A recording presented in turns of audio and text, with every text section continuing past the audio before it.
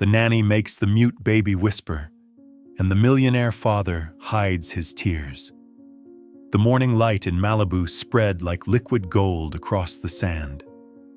Elena Morales stood before the glass gate of the Whitmore estate, her hands trembling slightly as she pressed the intercom. She had cleaned many luxury homes before, but none had ever made her feel so small. From where she stood, the Pacific stretched endlessly, a world she had dreamed of touching, but never belonging to. Inside, the house gleamed, perfect, silent, almost soulless. Elena began her work quietly, polishing glass and marble as if soothing invisible wounds. 3 months earlier, she had left Phoenix after discovering her fiancé's betrayal. He had chosen someone more suitable, someone wealthier. Since then, she had learned to expect nothing but work and silence. She had been working for the Whitmores for just 2 weeks. Her employer, Daniel Whitmore, a renowned tech entrepreneur, was rarely home. People said he had become distant and cold after his wife's fatal car accident 3 years ago. In this house, silence was not absence. It was a presence of its own. While mopping the living room floor, Elena heard the softest footsteps. Turning, she saw Lily, a delicate 5-year-old with tousled blonde curls and wide blue eyes, her father's mirror image. Elena smiled gently. "Good morning, Lily?" No reply, only a curious stare.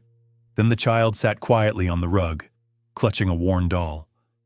Elena resumed cleaning, and out of habit began to hum "Bluebird of Happiness," the lullaby her mother once sang to her. Her soft voice drifted through the room, blending with the ocean's rhythm beyond the windows.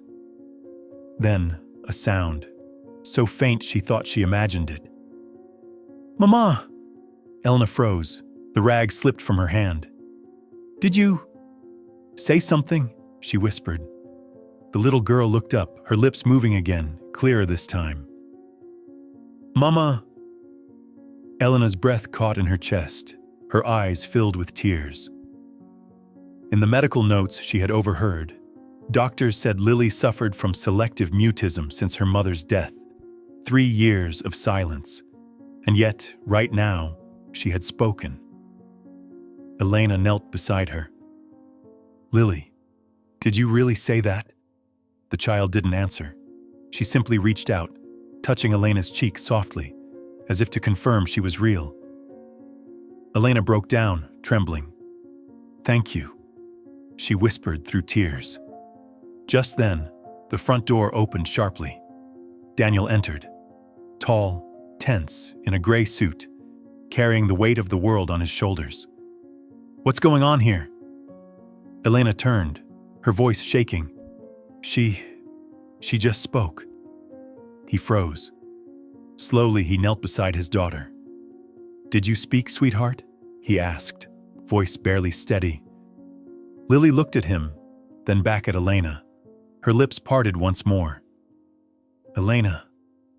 The air changed, heavy, electric, sacred. Daniel's eyes glistened with disbelief, his composure crumbling. Elena could only smile through her tears. In that instant, between a broken man and a humble stranger, something awoke, fragile, luminous, undeniable. Outside, the ocean kept singing, and for the first time in years, within that vast, silent house, a small voice had spoken, carrying with it the sound of hope. After the sound of Elena filled the air, none of the three could return to who they were before. Daniel stood frozen by the window, eyes locked on his daughter's small face. Elena bent to pick up the cloth she'd dropped, her hands trembling, as if still unsure whether the miracle had really happened. Daniel spoke first, his voice low and hoarse, as though unused for years. "Did you really say that, Lily?" The little girl looked up, her blue eyes shimmering. She didn't answer, just touched her father's cheek, then turned toward Elena as if to say, "She understands me." Elena smiled through her tears. Maybe she just repeated a sound, Mr. Whitmore. No, he said quietly, shaking his head. That wasn't random. He looked at her for a long moment, as though searching for the reason behind what had just happened. The air felt thick with emotion. Elena lowered her eyes, her voice soft. I'm sorry if I did something wrong. No, he interrupted gently, stepping closer. You did what no specialist could do in 3 years. You didn't do anything wrong. She bit her lip, trying to hold back tears. I just sang. A song my mother used to sing when I was scared. Daniel nodded slowly, his expression softening. Maybe that's what Lily needed. Someone to sing to her. Not because it's their job, but because they care. From that day on, the Whitmore house began to breathe again. Lily's laughter returned, shy at first, then freer, rolling through the white walls like sunlight. Daniel rearranged his schedule, came home earlier, just to see his daughter speak another word. Elena continued her duties as usual, but something intangible had shifted. She wasn't only cleaning floors, she was restoring rhythm to the house itself. She taught Lily simple songs, counting in Spanish, and read her tiny poems she still remembered from school. Daniel often stood quietly at the staircase, watching them, one singing, one laughing, and in that fragile peace, he realized his heart was finally beating again. One afternoon, while Elena was folding blankets in the living room, Clara Reed, the nanny, walked in. You seem very close with Miss Whitmore lately, Clara said, her tone sharp. Elena looked up, calm. I just want her to feel safe. Safety isn't part of your job description, Clara smirked. Your job is cleaning, not playing best friend. Elena held her gaze, her voice steady. Sometimes children don't need more supervision. They need someone to listen. Clara's smile vanished. She turned and walked out, leaving Elena standing there with trembling hands. That night, Daniel came home late. The kitchen lights were still on. Elena was washing a glass. Lily had fallen asleep on the couch. He stopped at the doorway, watching them. The softest picture of peace he'd seen in years. I'm sorry, Elena whispered when she noticed him. She wanted to wait for you. I didn't have the heart to send her to bed. Daniel shook his head. Don't apologize. Actually, thank you. She looked at him, eyes glimmering under the warm light. I didn't do anything special. You did something no one else could, he said softly, smiling for the first time in months. You made her believe in her own voice again. And you reminded me what it feels like to be alive. For a long moment, neither of them spoke. The ocean's hum filled the silence. Then Elena murmured, her voice distant and thoughtful. Maybe love speaks in places where words cannot. Daniel lifted his gaze, meeting hers. Maybe you're right. The house was quiet, but it was no longer the silence of grief. Amid the walls and the steady breath of a sleeping child, something fragile had begun to grow. Something warm, alive, and beautifully human.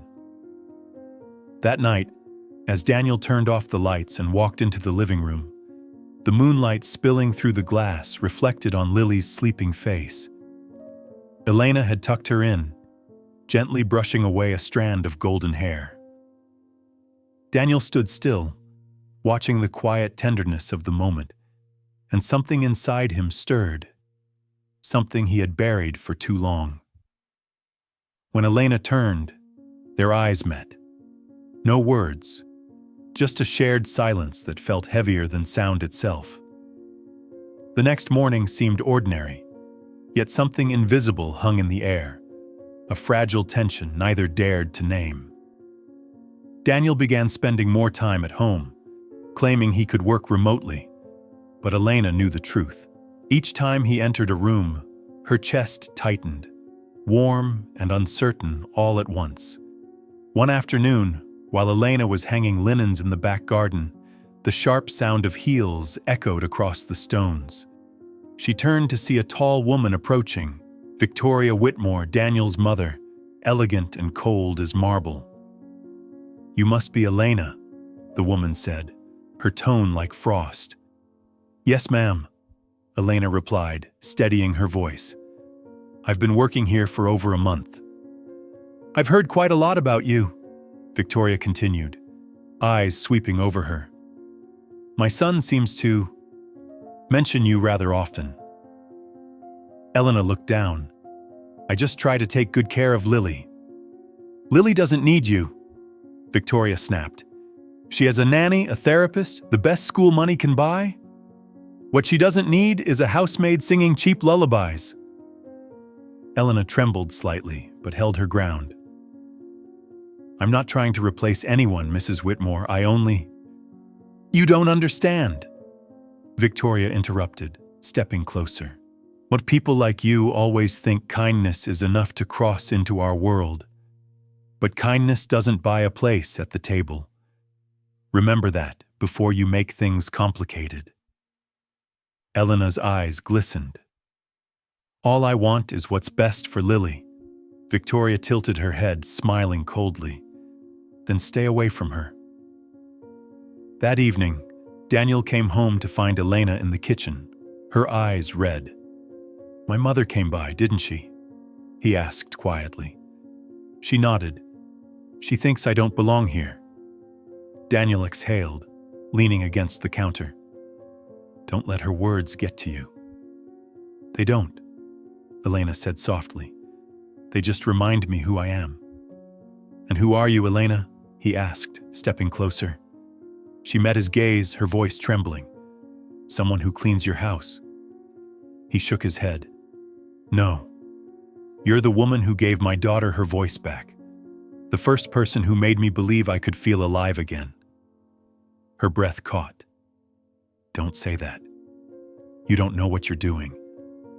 "I do," he whispered. "Jin, I know exactly what I'm doing."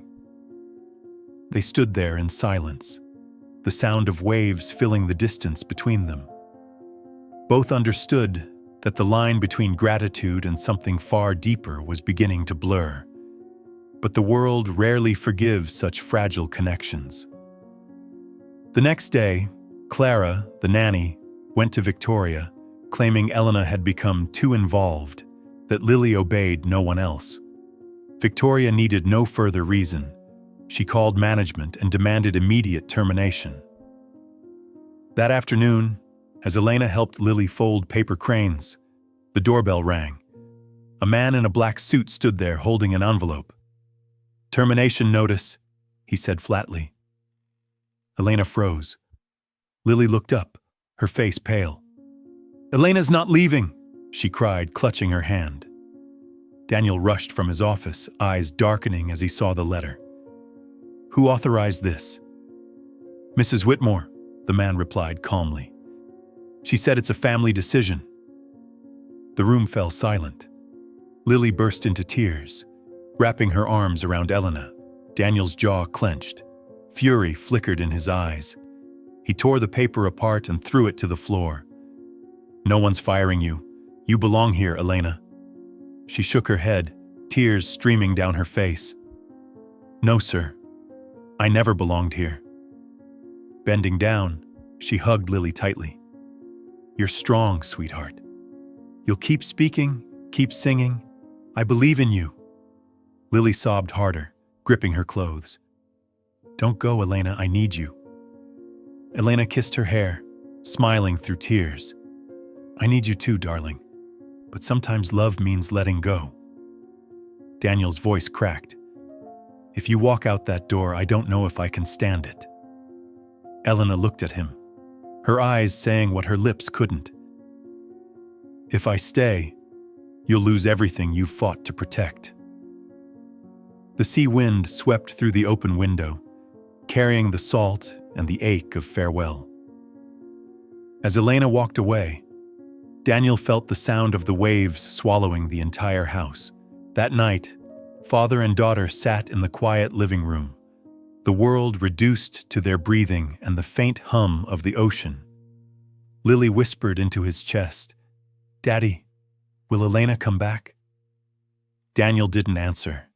His eyes stayed on the horizon, where the moon dissolved into the sea. "If love has a voice," he murmured at last, "she'll find her way back to us." After Elena left, the Whitmore house became hauntingly quiet. The laughter that once filled the halls had vanished, replaced only by the dull rhythm of waves against the shore. Daniel tried to keep life moving as before, but every room seemed to hold her presence. A folded towel, a forgotten cup, the faint scent of her perfume in the hallway. Lily stopped speaking again. She would sit for hours by the window, staring at the sea.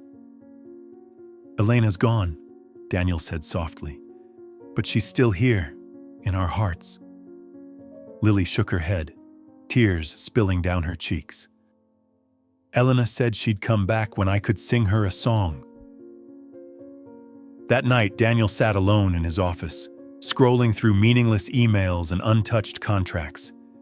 He realized he had everything: money, power, reputation. But without her, it was all hollow. The house, the silence, even the ocean felt like ghosts of a life unlived. He found Elena's number. He called, but only her voicemail answered. He texted, "Lily misses you, so do I." The message went through, but no reply came. 3 weeks passed. Lily grew tired, eating less, sleeping less, fading like a shadow. Panic took hold of Daniel. He decided to take her away, to the coastal town in Baja that Elena had once spoken of. He didn't know why, only that something deep inside told him she'd be there. When the car stopped on a dirt road, Daniel saw a small white house with an open door. A familiar voice drifted through the air, soft, melodic. Lily's eyes widened. "Elena." She ran before Daniel could stop her. Elena was hanging laundry in the yard when Lily flung herself into her arms. "Lily!" Elena gasped, tears flooding her eyes. "What are you doing here?" "I came to sing to you," the girl said, trembling, and began to hum Bluebird of Happiness. Her tiny voice wavered, imperfect but true, so honest that even the wind seemed to pause. Daniel stood behind them, motionless. When the song ended, Elena turned, their eyes meeting, holding everything words had failed to say. "I'm sorry," Daniel whispered. "I didn't protect you. Or her." Elena shook her head, tears falling freely. "You don't need to apologize. Your mother just wanted to protect her family." "But you are family," he said, voice breaking. "I only realized that when I lost you." Lily took their hands, her voice a soft echo. "Let's sing together."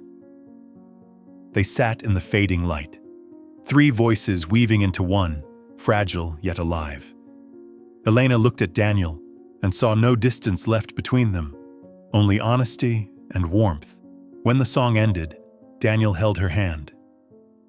"Come home, Elena." She smiled faintly. "I don't want to go back as the housekeeper." "No," he said, gripping her hand tighter. "Come back as part of us, as someone we both need." Elena laughed through her tears, nodding. The sea roared behind them, glowing with the crimson fire of sunset, as if the sun itself were blessing their reunion. That night, when the 3 of them returned to Malibu, the house no longer belonged to silence. Lily ran through the halls, singing softly. Daniel stood beside Elena by the window, watching the moonlit waves. "Thank you," he murmured, "for teaching us how to listen." Elena leaned closer, her smile gentle as starlight. "And thank you for letting love have a voice." Outside, the ocean sang the same eternal song, But this time it wasn't the sound of loneliness. It was the melody of a family, born from silence.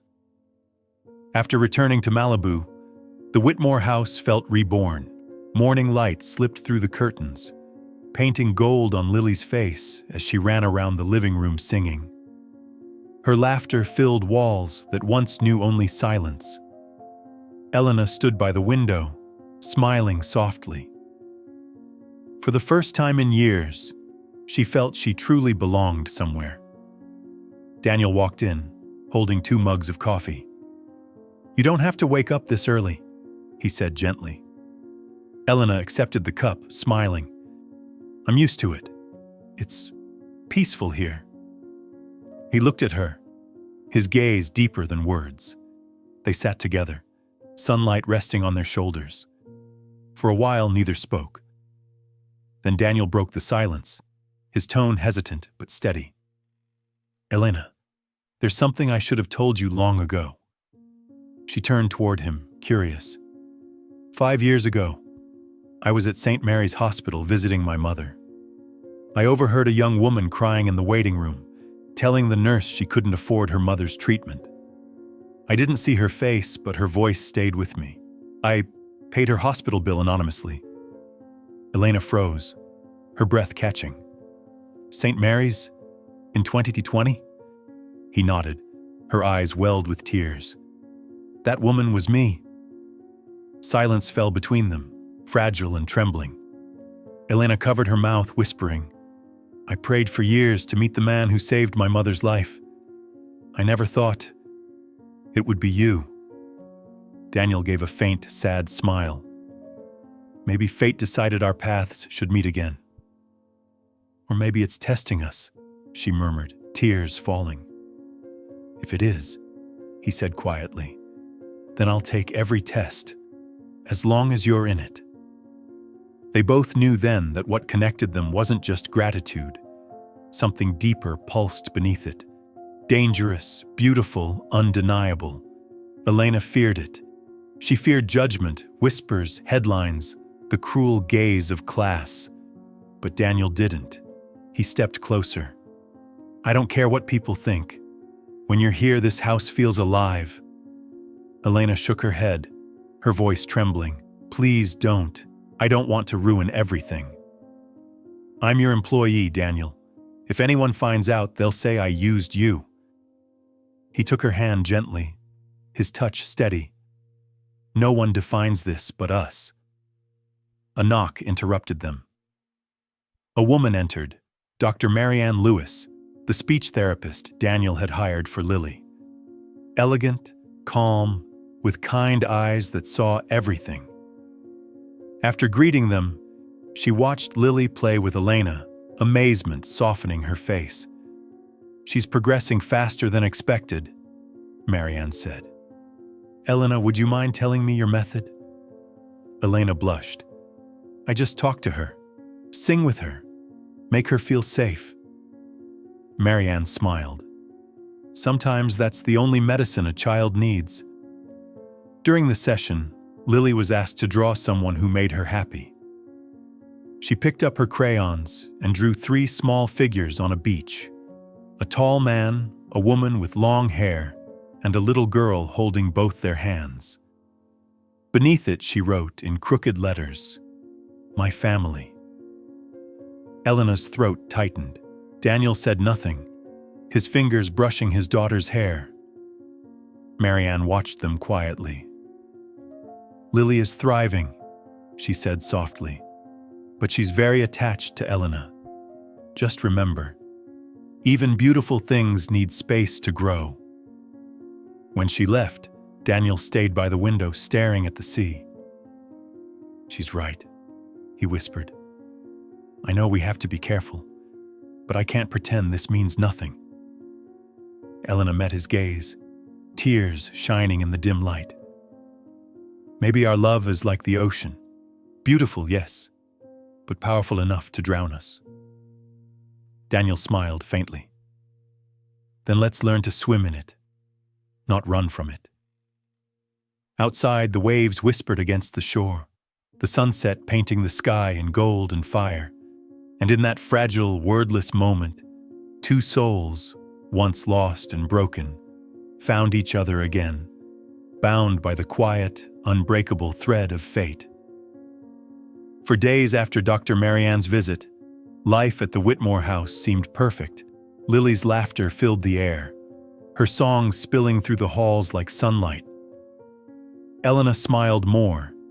Daniel seemed younger, and the mansion that once felt frozen now breathed warmth again. But just when everything looked whole, the shadow crept in. Clara Reed had been quiet since her hours were reduced, but jealousy burned quietly in her chest. She watched Elena win Daniel's trust, watched Lily cling to her, and felt herself fading into irrelevance. One evening, while Daniel was out, Clara slipped into the living room and opened the house's security footage, clips of Elena hugging Lily, singing to her, brushing the child's hair. An idea, sharp and poisonous, took root. 2 days later, a black sedan from Child Protective Services stopped in front of the Whitmore home. A man in a suit stepped out, holding a thick folder. "We've received a report concerning emotional harm toward a minor," he announced. Elena froze, her hands trembling. "A report? About me?" "There's video evidence," the man said firmly. "You're to suspend your work until the investigation concludes." Daniel was driving home when he got the call. At the word investigation, his blood ran cold. He sped through the streets and burst through the front door to find Elena pale and shaking, while the investigator played videos, edited clips showing her embracing Lily too affectionately, even kissing the child's forehead. "Turn that off!" Daniel roared, slamming the laptop shut. "What the hell do you think you're doing?" "Following procedure, Mr. Whitmore. The complaint came from someone inside the household, a Miss Clara Reed." Daniel's eyes darkened. "Where is she?" Elena's tears fell. "I didn't do anything wrong, Daniel, I swear." He took her hands, his voice low and fierce. "I know. I believe you." At that moment, Lily came running down the stairs, shouting through tears, "Stop it! Elena didn't do anything! She's my family!" The room froze. The investigator hesitated, visibly shaken. Lily stood in front of Elena, trembling but defiant. "She loves me. She helped me talk again. She taught me to sing. She never hurt anyone." Daniel knelt beside them, pulling them close. "No one's taking her from us again." He looked up at the man. "You want the truth? Check my daughter's medical records. Check her progress. Check who made her speak again." The next day, the formal investigation began. Dr. Marianne attended, along with child psychologists and legal representatives. Reviewing the raw footage exposed the truth. Multiple edits, manipulated timestamps, fabricated context. Clara was summoned. Under pressure, she broke down, admitting she'd filed the anonymous complaint out of jealousy. When it was over, Elena collapsed, laughing and crying all at once. Daniel caught her in his arms. "It's over. No one's going to hurt you again." She buried her face in his chest, sobbing. "I was so scared. I thought they'd take everything away." "No one can take what belongs to you," he whispered. Across the room, Victoria Whitmore had been watching silently. She had seen it all, the cruelty, the truth, the grace. Slowly, her expression softened from pride to regret. When Daniel helped Elena to her feet, Victoria approached, her voice trembling. "Elena, I was wrong. I was blinded by fear and prejudice. You didn't just save my granddaughter. You saved my son." Elena bowed her head, tears falling freely. Victoria stepped closer and wrapped her in her arms. "From now on, don't call me Mrs. Whitmore," she whispered. "Call me Mother." Daniel watched them, a smile breaking through the storm for the first time. Lily ran forward, throwing her arms around both women, crying and laughing. "My family's back together again." Outside, soft rain began to fall, each drop glittering in the pale sun. Elena lifted her face toward it, whispering to herself, "Sometimes you have to walk through the rain to find the light." That night, after everyone had gone to bed, Daniel quietly stepped outside. The sea shimmered silver beneath the moonlight, waves breathing softly against the shore. Elena stood by the wooden railing, her hair dancing in the breeze, her skin glowing pale under the stars. She turned at the sound of his footsteps, and their eyes met. No distance, just unspoken words hanging in the quiet. "Can't sleep?" Daniel asked, his voice rough but gentle. Elena smiled faintly. "No. Maybe too much happened today." He handed her his jacket. "It's getting cold." "Thank you," she murmured. They sat on the wooden steps, gazing at the ocean. The silence between them felt alive, not heavy anymore. Daniel looked at her, his eyes soft but certain. "Elena, there's something I need to say. Not as your employer, as a man, a father, and someone who finally knows what truly matters." Elena turned to him, heart pounding. "Daniel." He took a deep breath. "I love you, not out of gratitude, not because you helped Lily. I love you for who you are, for the light you bring to every broken corner of my life. Will you stay, not as the housekeeper, but as family, as someone I want to build a home with?" Elena froze. His words seemed to dissolve into the wind, yet carve themselves into her soul. "You don't understand," she whispered. "You're Daniel Whitmore. You have everything. I'm just someone who used to clean your floors. People will say I took advantage. They'll laugh at you." Daniel shook his head, smiling softly. "They can say whatever they want. They don't know that you're the reason my daughter laughs again, the reason I believe in joy. I'm afraid too, Elena. Afraid that if I don't tell you this now, I'll lose the chance to live honestly." Elena's tears shimmered under the moonlight. "I'm scared too," she admitted. "Scared of rejection, of ruining what we have, of losing the little place I've finally found." "Then let's be scared together," he said gently. "But let's be brave too." The wind carried the scent of salt and wild daisies. Elena looked up, meeting his eyes, sincere, steady, impossibly kind. Daniel reached out, his hand brushing her cheek. "You don't have to answer now. Just know that this home, this heart, will always have room for you." Elena nodded slowly, tears falling as a small smile curved her lips.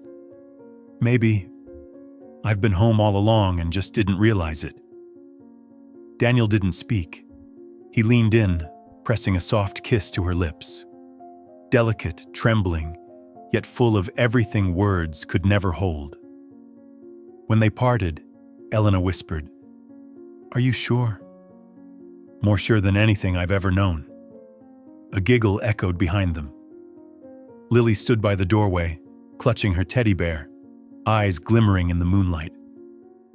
"I knew it," she said softly. "My family."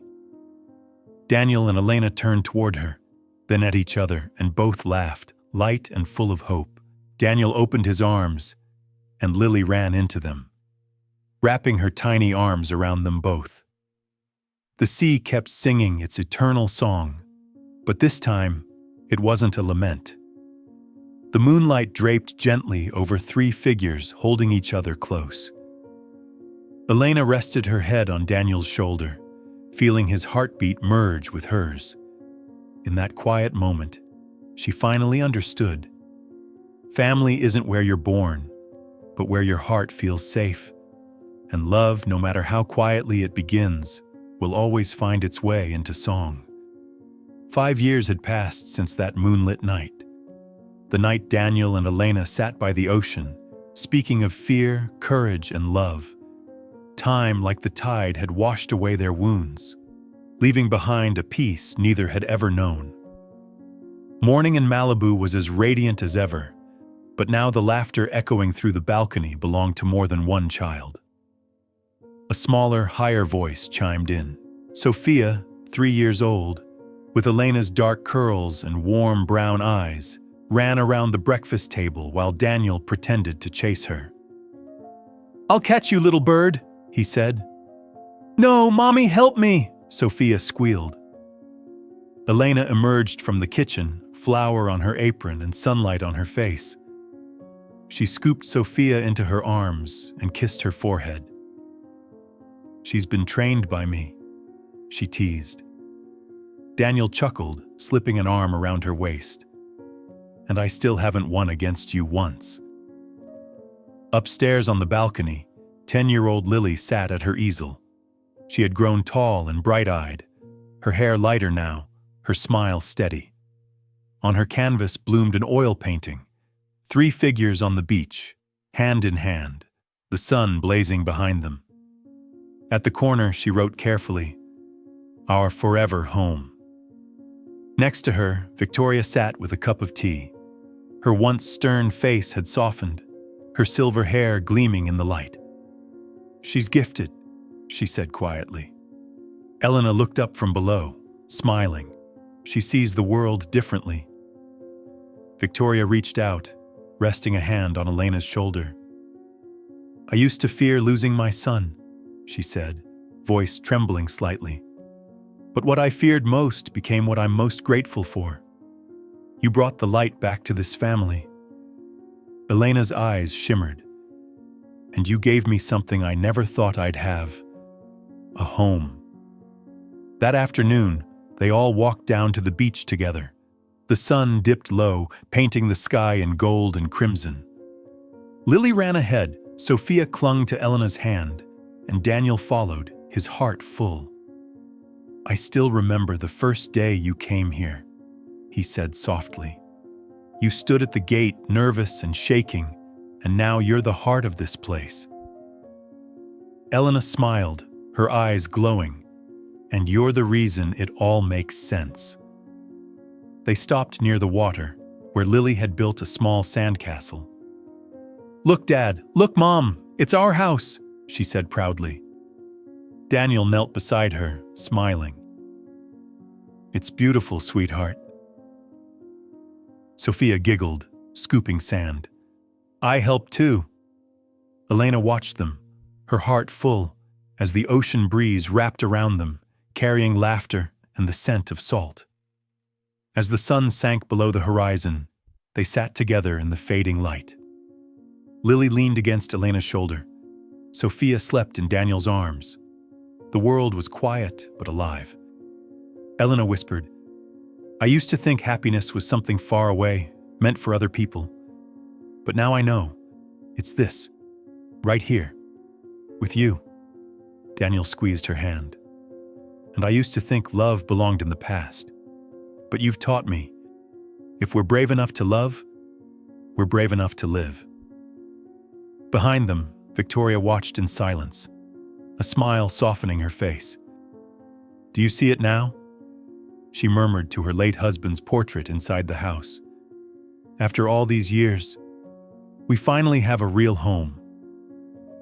The ocean kept singing the same eternal song. But now, it wasn't a song of loneliness. It was the melody of peace, of hearts that had weathered every storm and finally found their light.